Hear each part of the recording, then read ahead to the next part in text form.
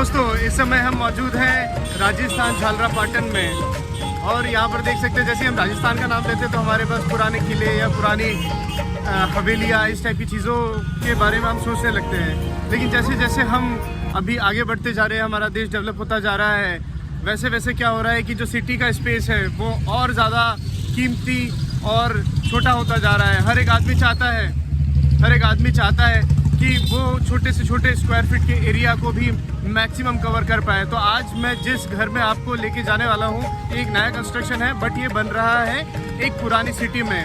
राजस्थान की बात करेंगे तो आपको हमेशा ये देखने को मिलेगा, चाहे आप जैसलमेर चले जाए, जोधपुर चले जाए, छोटी छोटी गलियाँ एक दूसरे के ऊपर शेडो करती हुई। ये इसलिए होती थी क्योंकि धूप ज़्यादा पड़ती है ना, तो फिर एक दूसरे का शेडो आ जाए। गली में हमेशा छाँव बनी रहनी चाहिए और इस तरीके से आप देख भी सकते हैं कि कितना सही रहता है। आपको स्टोन का काम तो सब जगह मिलेगा, पुरानी बिल्डिंग्स, पुराने मंदिर, और सर स्टोन का काम बहुत ही अच्छी तरीके से होता है।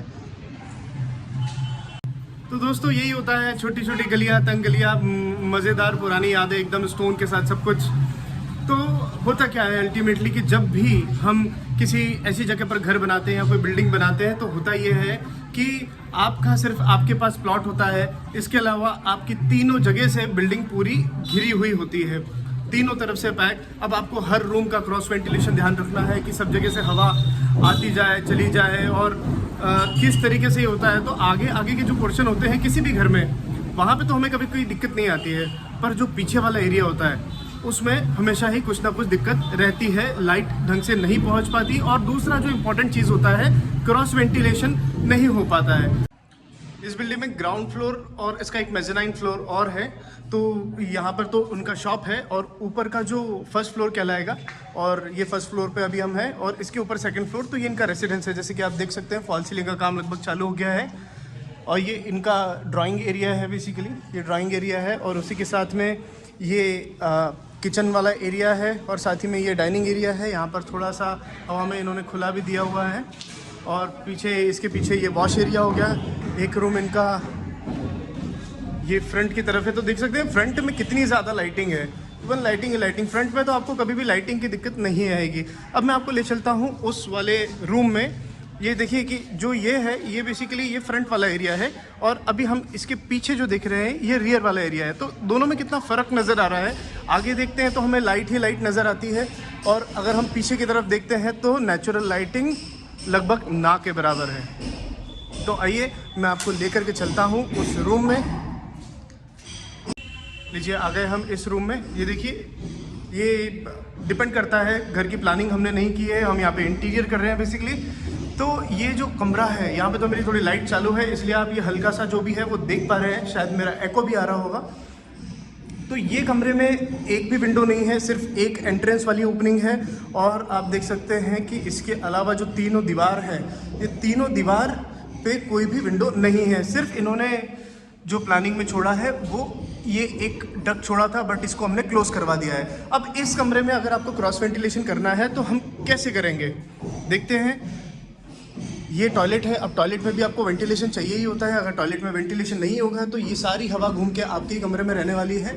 तो इस टॉयलेट के वेंटिलेशन के लिए हमने यहाँ पर एक होल किया है जो कि कोर कटेड है, और यहाँ से पूरा ये गया हुआ है ऊपर, क्योंकि हम बीम को, क्योंकि बीम एक स्ट्रक्चरल मेंबर होता है, इसको कभी भी आपको डिस्टर्ब नहीं करना चाहिए, बीम और कॉलम और आरसीसी स्लैब को।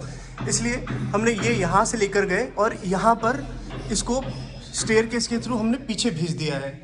और यहाँ पर हमने जो फ़ैन का प्रोविज़न दिया है, ये फ़ैन मैं आपको बता देता हूँ कि ये एक रिवर्सिबल फ़ैन है जो दोनों तरफ हवा फेंक सकता है।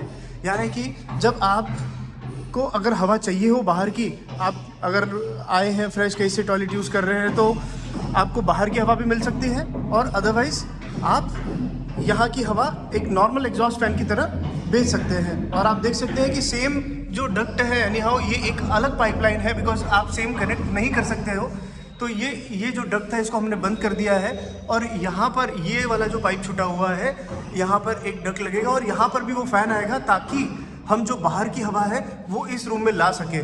तो इस जगह से बाहर की हवा ये पूरा छत पे गया हुआ है, यहाँ से ये हवा इधर साइड आ जाएगी, और हमने जो हवा को बाहर निकालने का प्रोविज़न दिया है वो टॉयलेट के एग्जॉस्ट से दिया है। यानी कि अगर पूरे कमरे में भी अगर हवा आती है तो वो टॉयलेट के फ़ैन से ही बाहर जा पाए। आशा करता हूँ कि हमारी छोटी छोटी बिल्डिंग्स की डिटेल आपको देख के अच्छा लगता होगा। अगर आपको वो अच्छा लग रहा है और भी इसी तरीके की छोटी छोटी चीज़ें बिल्डिंग से रिलेटेड आप देखना चाहते हैं तो प्लीज़ हमारे चैनल सब्सक्राइब करें, हिट द लाइक बटन, और अगले एपिसोड्स में और भी ऐसी छोटी छोटी चीज़ें लेकर के मैं आपके लिए आऊँगा। आपका सपोर्ट बनाने के लिए धन्यवाद।